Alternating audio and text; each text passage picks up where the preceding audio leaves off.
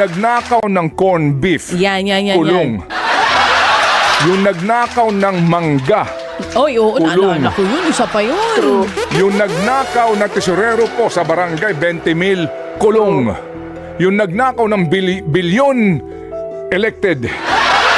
Alam niyo ho ba, na sa mga panahong ito, halos 1,000,000 kaso ang nakabimbin sa iba't ibang hukuman sa Pilipinas? 1 million?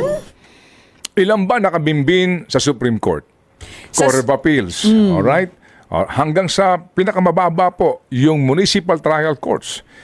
Ang tagal ng mga kaso.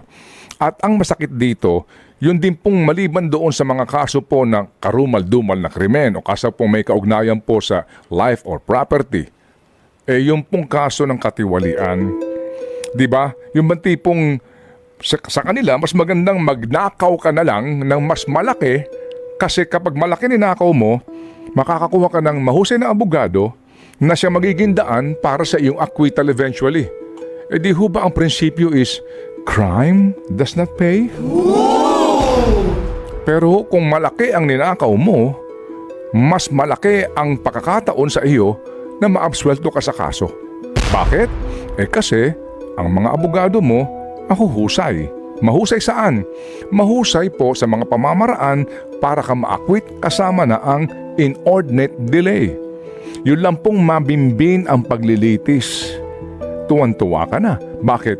Eventually sasabihin mo, mga mahal na maestrado, pinagkaita ng inyong lingkod ng mabilis ang paglilitis at nasa saad yan sa ating saligang batas.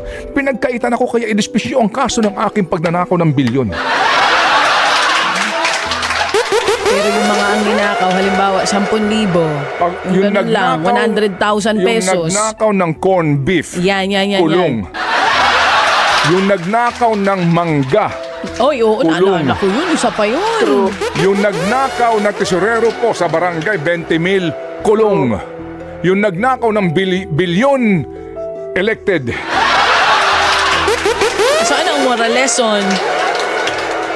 Ha?